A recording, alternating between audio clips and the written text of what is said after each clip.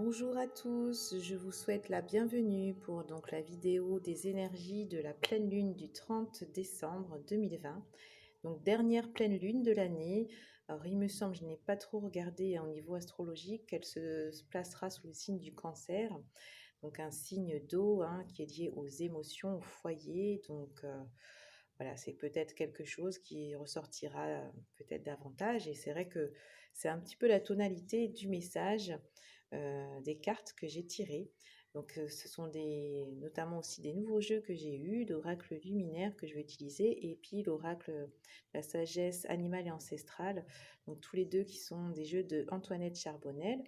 Et puis comme toujours, l'huile essentielle et la pierre pour nous aider à mieux vivre la période.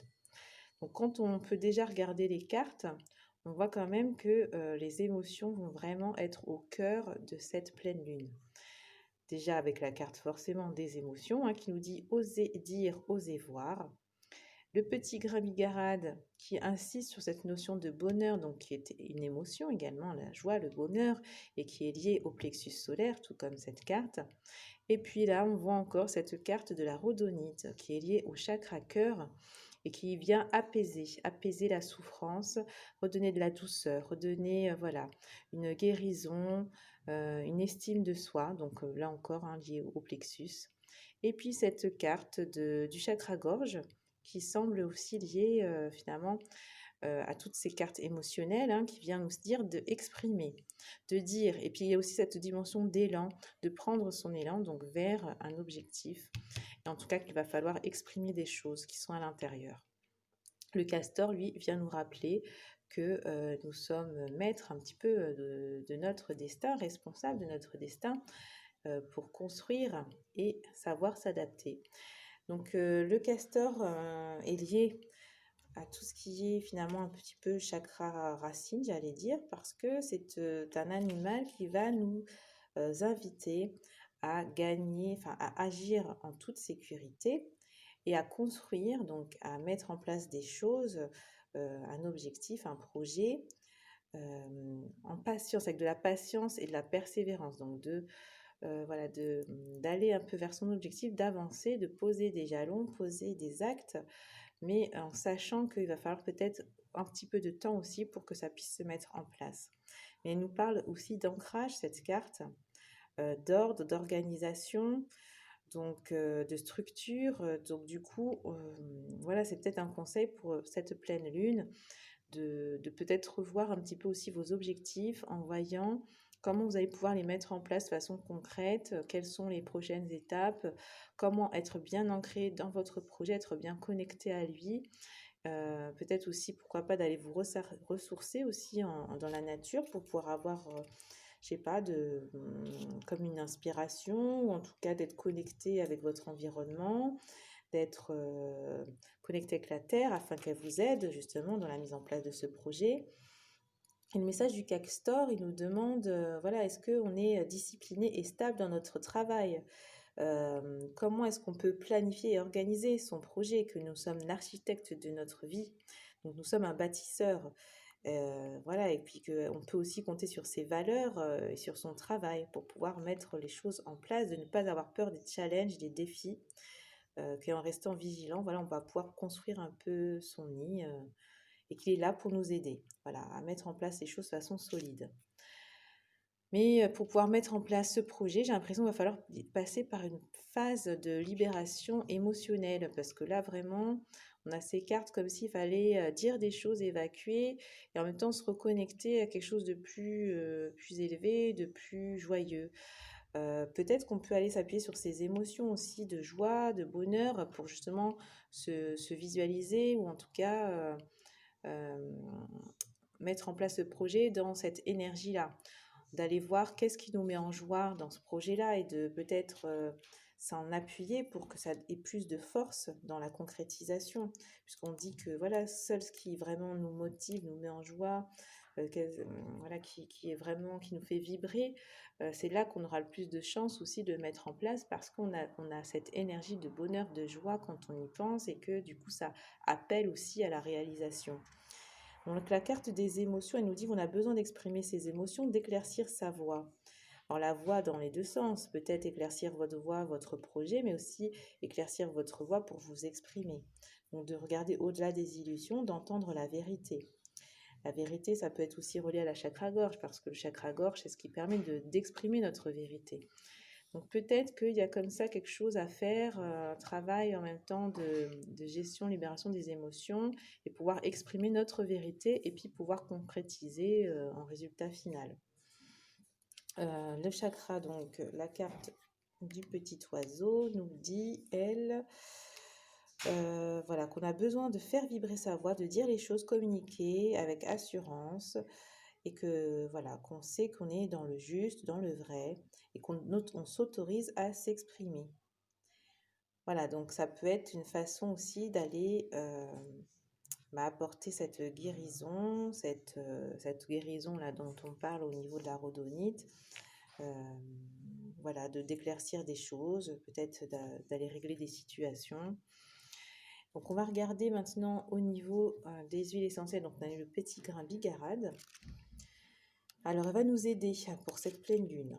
Donc on va lui demander qu'est-ce qu'elle va nous apporter pour mieux vivre les énergies du moment.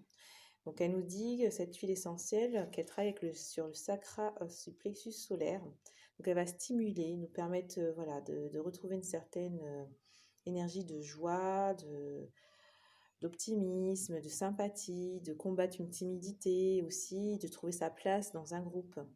Elle te permet de libérer des croyances limitantes et des schémas de pensée. Donc vous voyez, c'est vraiment encore lié au chakra gorge où on nous parle là de timidité, de prendre sa place. Donc c'est comme s'il fallait oser exprimer des choses, oser aller de l'avant, oser voilà, oser dire qui l'on est finalement, aller dans la voie de notre vérité, se défaire de certains schémas, certaines croyances qui nous limitent. Donc c'est l'huile du bonheur, hein, vraiment, qui travaille sur l'élévation, l'émerveillement, de nous émerveiller de tout ce qu'il peut y avoir autour de nous, de la nature, de la forêt, voilà, d'être en joie, de penser, se connecter sur la vibration du bonheur, quoi. Donc c'est ce que va vous aider à faire cette carte, de pouvoir justement être voilà, dans cette énergie de joie, de bonheur, de se libérer peut-être du regard, du jugement des autres pour pouvoir aller sur votre voie et vous exprimer en étant dans cette énergie d'être positive, de savoir que vous êtes sur votre voie, quoi, que vous êtes heureux, vous êtes bien.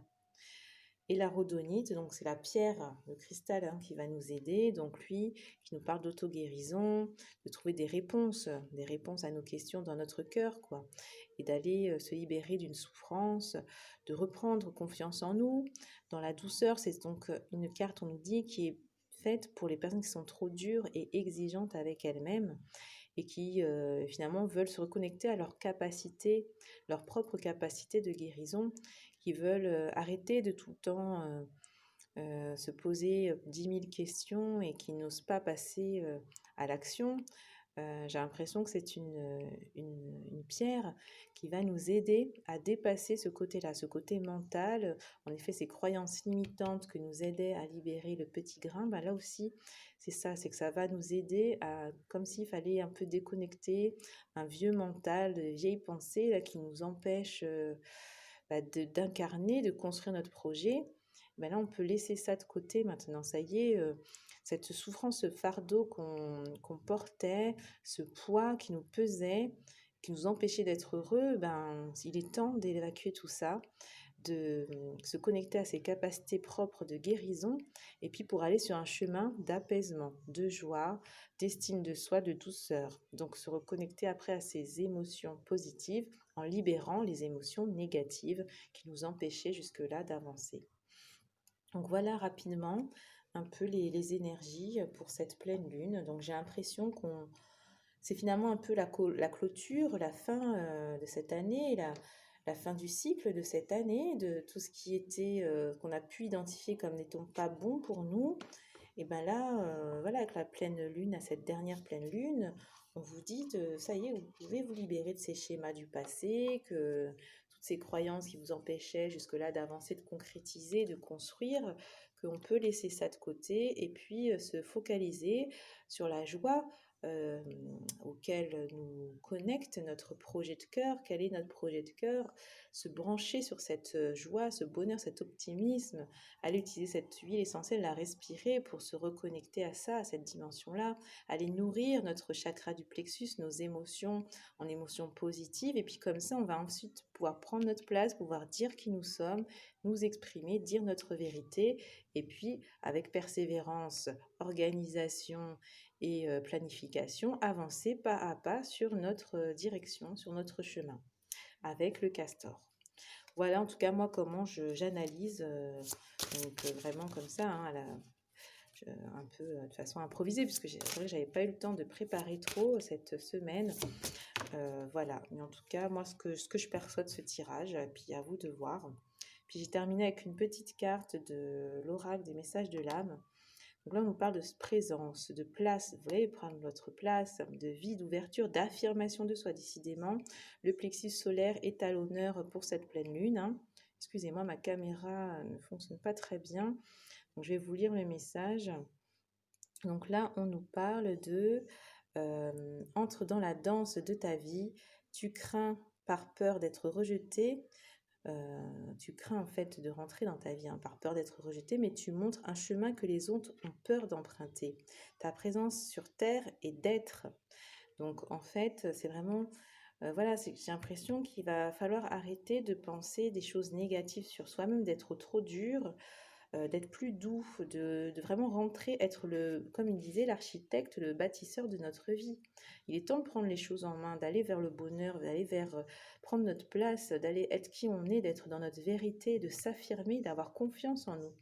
On est là aussi pour apporter quelque chose. On montre le chemin, on nous le dit.